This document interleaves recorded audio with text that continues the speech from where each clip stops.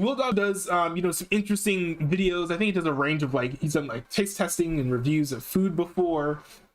He's done meme reactions before. But he came up with this video, and it only came out, several days ago, saying, are reaction videos fun anymore? And I actually kind of have my own opinion about this, but I'd like to see what he has to say regarding this too, as he is someone with 26.4 thousand subscribers. So let's check this out.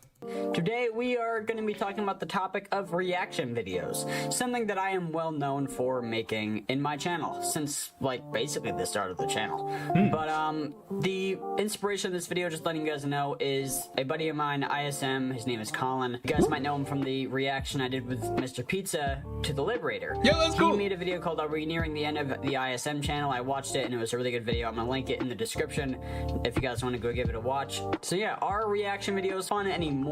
In some ways, no, because it depends on mainly what you're reacting to. Here's the thing. I think it doesn't 100% depend on what you're reacting to. I think that's part of it. But I think you can react to a boring video and make it really, really interesting and engaging. You know what? This would be an interesting moment to talk about the Liberator, because I've been wanting to talk about the Liberator on stream.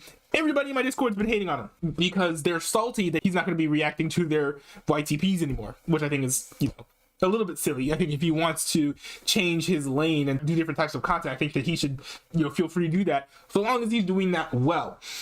Now, the problem is, I watched one of his reactions and it felt like something was missing. And so I started paying closer attention to what exactly he was doing as the video progressed. And I realized he just wasn't really adding that much to the video. He was watching a really bad movie on Netflix and basically reacting to it.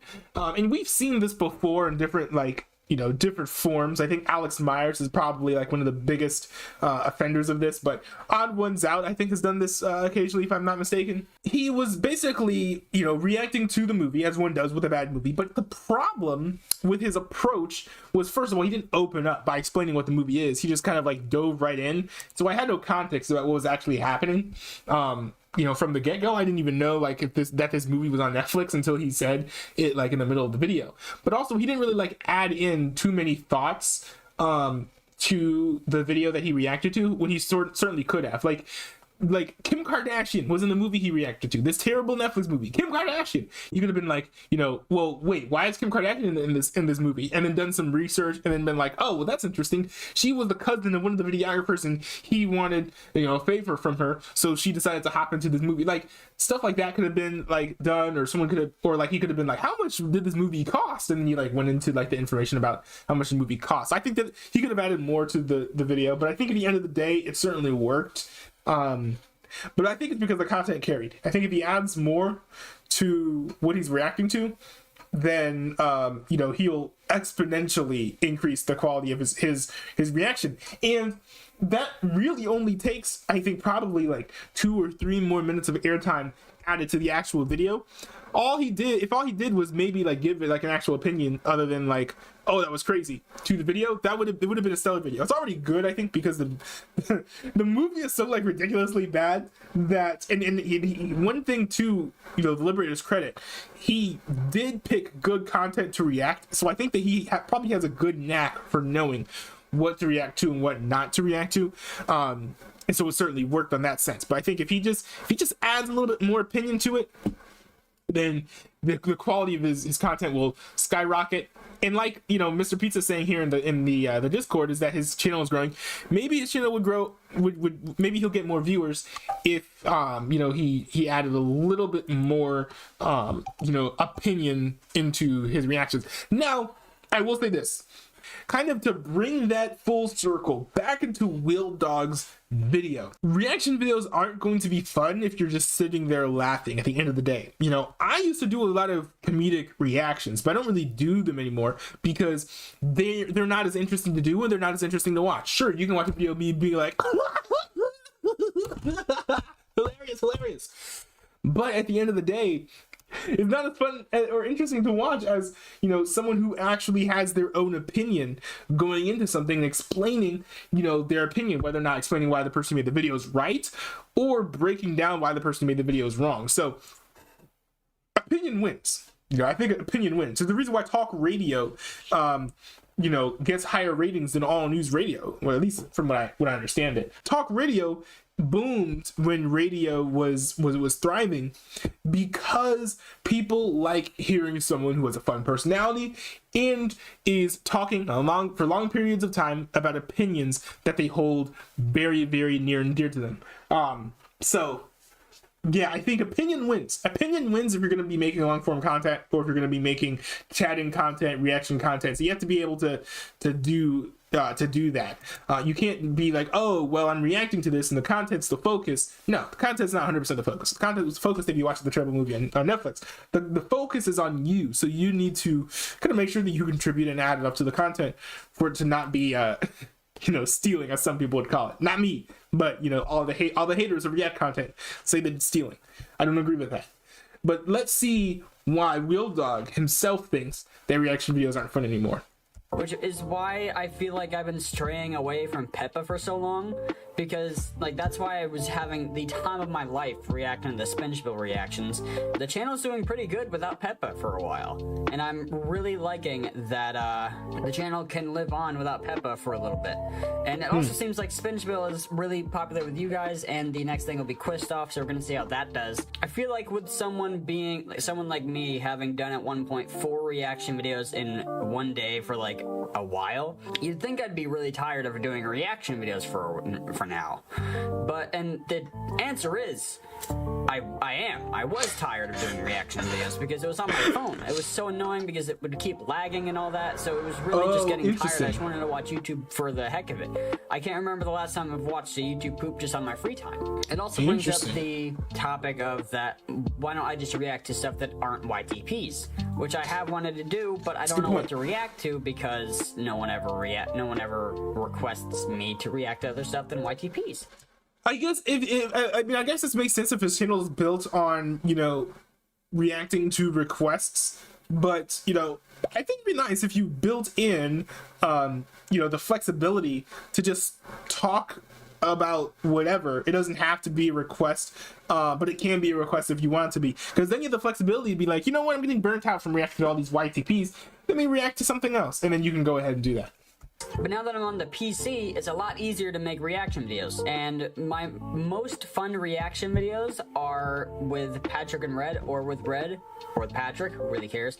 I have so much fun making reaction videos with them because it's just so much easier to laugh at something because I don't feel like someone's watching me. When I look at the camera, I just see a camera. When I listen to Red or Patrick, it feels like someone's with me. I have someone to make jokes to, and it feels nice to be able to have that. And so if you guys want to know a little secret that I've been having for a while, for the past month or two, I've had Red in my background. I've had him muted in OBS, but I've been having him watch the reaction videos with me because I thought it would be more fun for me, and I feel like the videos have been much better with that.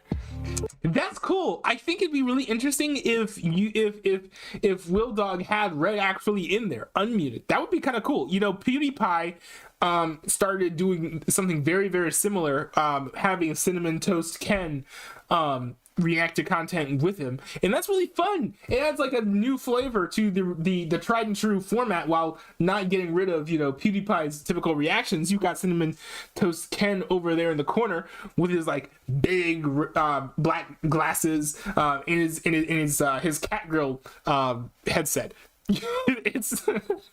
It's a nice addition, but it doesn't take away from what you're already doing. That'd be dope, WillDog, if you included Red on your channel. And I feel like I haven't even, it's been 3 minutes and I haven't even given a real answer. And the answer is to reaction videos. It depends on who you are. A lot of people aren't really fans of reaction videos anymore. A lot of people have stopped doing them. And a lot of people say it is the laziest form of entertainment. And I gotta admit, it kind of is. You're just watching someone watch YouTube. Maybe some people who watch reaction channels maybe don't have that friend to watch videos with, and they have them to watch it with them, so it feels more fun. And that's kind of, I feel like, one of my ways of being here, and that's why I want to get back into making reaction requests, because it's videos that you guys have watched and want to watch with me now. I'm just watching videos for the sake of it and trying to get some good views, but I want to be able to go back to doing reaction requests more often because I'm just kind of shunning out my audience who requested stuff. That's why I'm really happy about I did the Spongebob reaction stuff, because Some of those were actually. And that's one thing too. Like, you have to be aware, like when you're making content, of what your goal is. Is your goal to, to get an audience and grow? Or is it more to just make content that you enjoy making? So to make content that you enjoy making, then you'll probably want to lean more towards, I'll do whatever I want. I'll make whatever content I enjoy making. But if you're trying to, like, for lack of a better word, pander to a certain audience, then you will want to listen to your audience, so you can kind of get that sustainable growth that you want. Reaction requests more often because I'm just kind of shunning out my audience who requested stuff. That's why I'm really happy about I did the Spinge Bill reaction stuff, because some of those were actually reaction requests from you guys. And I have to credit reaction videos where it is, because without reaction videos, my channel would probably be nowhere, because you guys notice that my gaming videos get a lot less views. If I react to something, it'll get like double the amount of views than a normal video, which I like, but I feel like my gaming videos are made better, they're funnier. I also probably just need to work on my thumbnail work. But yeah, once again, the answer to are reaction videos fun anymore? In a lot of ways, no. In a lot of ways, yes. It's an in the middle thing. Like I said, depending on who you. I think that the whole React meta is, like, on YouTube at least, I think is going away a little bit, in favor of kind of more commentary content, where it's actually videos like what WillDog's making here, where you just sit in front of a camera and talk about a topic. I'm trying to move my clips channel into a more like mogul mail pyro live type of content, where it's I'm actually covering something. I'm actually reacting to a situation, explaining something, breaking something down, giving you guys my opinions. I think that the way that my last clip blew up was absolutely ridiculous, and I don't know if it was like that much better than my other content to blow up that much. I think it only blew up because I was covering a story that not a lot of other people were covering, but I think that video, my video covering the Rick and Morty situation with Justin Roiland, and my video, covering, Nikki Haley presumptively announcing that she's running for president, have all been some of my best clips over the past, in this very short season 3, specifically because it's kind of leaning more into that commentary side of things, where I'm actually giving my own thoughts, and so, like, this, for example, is a lot better. Me reacting to this video and talking with you guys in chat about the situation is a lot better than if I just reacted to a YTP for 2 minutes, laughed, and then called it a day. Because now I'm actually talking and giving, like, my thoughts and opinions on something, and I think at the end of the day, that's all the viewers want, and you're not getting that as much with reaction videos anymore. And maybe it's because, like WillDog, people are just getting, and I'm assuming the Liberator as well, people are just getting burned out from doing reactions to the same old types of content over and over again, and they want to talk about topics and things that are going on, or they want to, like, just react to different types of content where they can actually, like, give thoughts on. So anyway, it's kind of interesting, but that's kind of what I'm seeing from this section of the video. For me, it started getting boring because I was just watching videos for the sake of watching videos, so that's why I have red in the background. Not in this video. I don't even have my headset on. I was literally thinking that, like, the type of content where you're just sitting and talking is just a lot better than the type of just, like, reacting to like stuff, which isn't bad, or even, like, the outrage, because I watched, like, the right-wing version of the videos, where it's like, you've got Brett Cooper, you've got the Quartering, making these YouTube shorts, making fun of, like, woke people being ridiculous, which is, like, it's not the same content, but it's a very similar format. So that's why I draw the comparison. But at the end of the day, that's not the most valuable content.